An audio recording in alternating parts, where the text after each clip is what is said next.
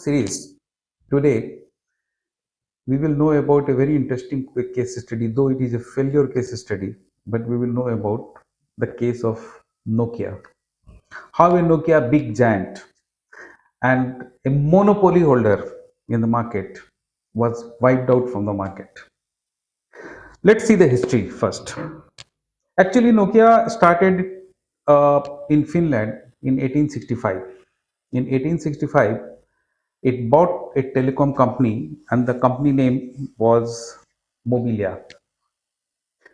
So Mobilia was bought in 1865, and after that, Nokia started its own innovation. After doing a lot of innovation in 1982, Nokia came up with its first car phone, and the car phone was basically a hit at that time. After 1982, it came to 1984. It came with uh, a walking phone that even became more hit in the market. So Nokia actually worked constantly to reduce the size of the phone. Like the first phone, the car phone was the weight of the first phone was 10 kg. The second one, like work phone, was about 2 kg. Then it reduced its size again, and in 1991 it actually launched its first GSM phone. 1991, the Prime Minister of Finland, he made the first GSM call, that was 1G at that time, first generation mobile phone. It came out. That first generation mobile phone also was very bulky. It was about 800 grams or so. Okay, but people liked it. It was a new thing in the market. Nokia constantly kept on continuing its innovation and reducing the performance of the phone, and like then it came in, I think, in about 1999 to 2000. Okay, when Nokia series came, 3110 3110. Okay, it blasted. Like everybody was, like at that time Nokia predicted that they will be selling around 400,000 pieces. They were ready to sell about 400,000 pieces, but in actual, they sold about 20 million pieces. The market was very big, bigger market.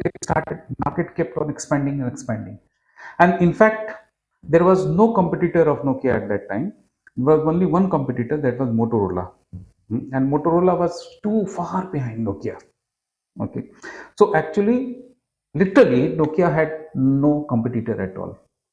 Okay, and the market size was expanding even like faster than Nokia was growing. So Nokia was enjoying all its monopoly in the market.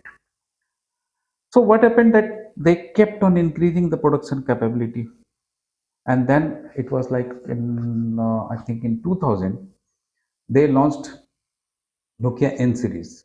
When they launched Nokia N series, hmm, like I mean, it became undisputed leader. Motorola looked like that, as if Motorola will be wiped out from the market. Hmm? Only Nokia, only Nokia, only Nokia. Think mobile phone, think Nokia. You know. And then in 2000, what happened, that even the developing countries also started using mobile. Okay, till now the market was Europe and America. Now the market all of a sudden expanded, hmm, in the developing countries. So Nokia has a like endless horizon to play with nobody around. Okay, so it was like enjoying its monopoly over the globe. Okay, but then what happened?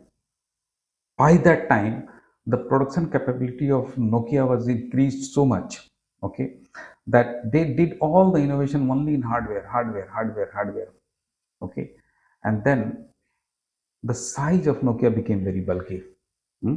Though they started with a fly light model, but slowly the size of Nokia started becoming very bulky. Hmm? So now it started with a speed car, and now it converted into a very bulky truck. So now what happened? Then, because Actually, the market is not going to be empty, okay, with suppliers all the time. Competitors will come. Competitors will come, and the same thing happened. Okay, other players were ready to come. Okay, Oppo, Itel, a lot of other Chinese companies, they were already ready, and they were ready with their own fly-light model. Nokia was bulky. So Nokia, as I told you, that it converted itself from a speed car, a sports car, to a truck. Can a truck run with the same speed as a sports car? No. So the others, okay, who came with a fly-light model in the market, they started running fast. Oppo got the market. Even Motorola also started coming in the market slowly. Hmm? LG started coming in the market. Means all those companies who even never thought of like producing mobile, they also started, like they jumped all of a sudden in the market. Hmm? And there was a flood of suppliers, mobile phone manufacturers. Hmm? And then all of them started doing their own innovation in the mobile design, very sleek design they started. Hmm? And Europe and America, okay, was okay with Nokia, but this diversified, another market was developing countries, the like Asia, Africa. Hmm? These were the markets with a very vast population. So they started actually concentrating on the need of those. And what was the need? Okay, low cost and good design. Hmm? So they started, and Nokia was still enjoying it, but it was actually losing a large part of the market in the developing countries. So the population of developing. Now, one thing more happened, that since in 2008, Google came up with Android, and Apple came up with iOS. It's iPhone. Now, both had different strategies.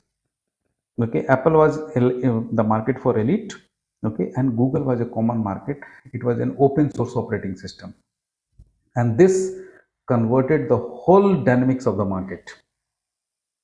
Now, till now, Nokia was leading because of the hardware. But now software started dominating, because Android and iOS were feature rich software. Till now, Nokia feature phone was very rich. Now they started making feature rich phone through software. Okay.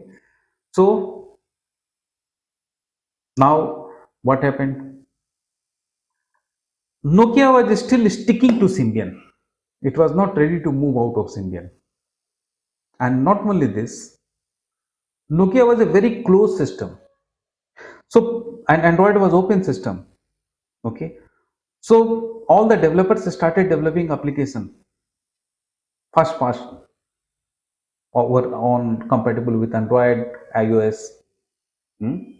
By 2011, Android had about uh, 350,000 applications. iOS had about 400,000 applications, apps, which people were using. And Symbian did not reach even 150,000 applications.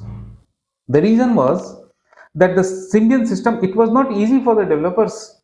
First of all, the developers had to pay a lot of fee to register themselves inside that with Symbian. Okay, and after their submission of application, it took a long time because they had their own system. Okay, so like, okay, ultimately, I remember I was a developer, and I was developing some apps for Symbians. And like, after spending a lot of money, okay, paying a lot of money, a fee for submission, I did not get permission to submit my application. Finally, I just forgot Symbian. I started developing for Android. And then we developed for iOS. Hmm? So same way, Nokia was very closed system. Okay, so like they did not approve the apps and everything so easily, because to do so they had to actually expose a lot of their APIs, and they were not ready to do so. Okay, so it is Symbian was a very good operating system. Hmm. But it was independent operating system, whereas Android was a completely open source operating system, and it came up with an idea of interdependence in the market. So what is necessary also to survive in the market? Interdependence. If you are thinking in the market that I am totally independent in the market and I am the market leader, I will survive, okay, then actually every like competitive advantage has a lifespan. Hmm?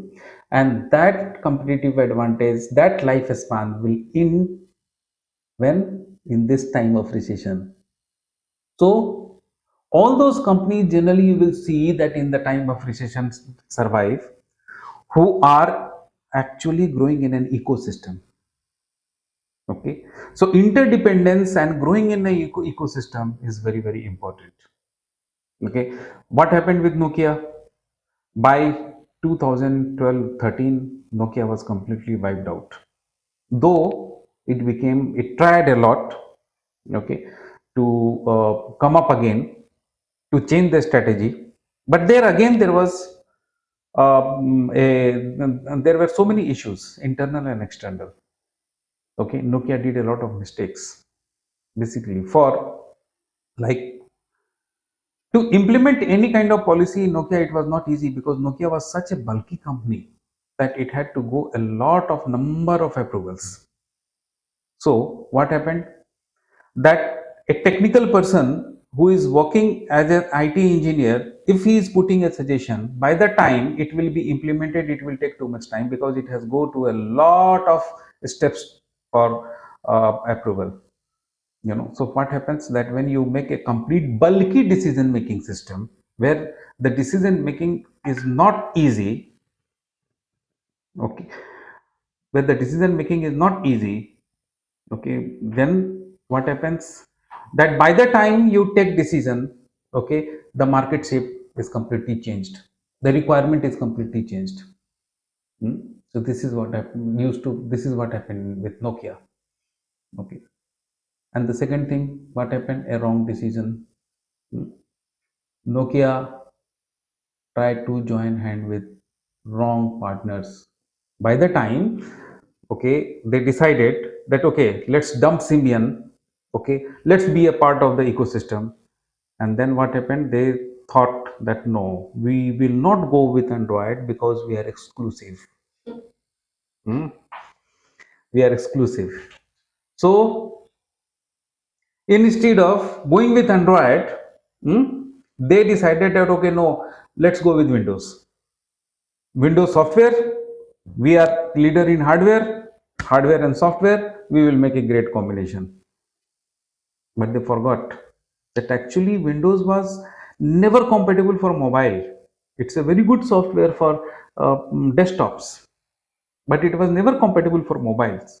Then again, by the time Nokia came up with Windows, okay, all the number of apps in Android and iOS had grown over million.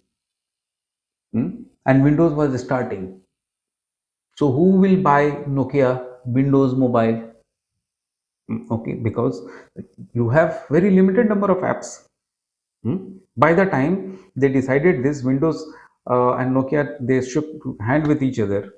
Okay, market went too far, and because of the ego that okay, we are a giant company, so we won't go with the masses.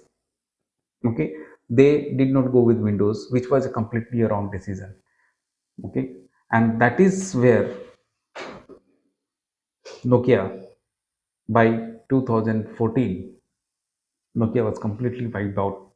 Okay, all Google based, Android based phones, okay, they were leading in the market. And most leading in the market, who took the advantage? Samsung. Okay, Samsung took the advantage, which was a late runner. Okay, but proved to be a very fast learner. Hmm. So strategy wise, it is very essential in the, okay, that in tough times you cannot take a late decision making process, okay, has to be like it has to be very handy, so that quick decisions could be taken. Okay, quick means, okay, you evaluate the intricacies, but don't take so long time to take a decision. By the time you are already, you see that the shape and size of the market is completely changed, okay, which you are not able to catch up with. Okay, second, always believe in creating a interdependent system. Okay, generally what happens, that most of the companies, okay, who are big, they think that, okay, let's operate independently. So independently, unless and until you create an ecosystem in the market, this is the time when that ecosystem will support you. Okay, so you must believe in the create going with the ecosystem in the market and creating interdependence. Believe in interdependency. All those companies who believe in interdependency, okay, they not only survive, okay, because the growth ecosystem is already there, so they keep on growing. So most, the data says that mostly independently operating companies who are doing everything, they are doing software development also, they are doing they are looking after logistics also, they are looking after production also. Okay, this everything, all the complete their own, now they become so bulky, you know. So at the tough time when they have to go to the market and concentrate into their own skills and marketing their own skills and their USPs, now the focus shifts to another thing. Focus shifts to HR. Oh my God, now this is, now we have become so bulky. What is the first thing they keep on doing? That is the ugliest thing, that okay, they are bound to do, is that okay, reduce the manpower, reduce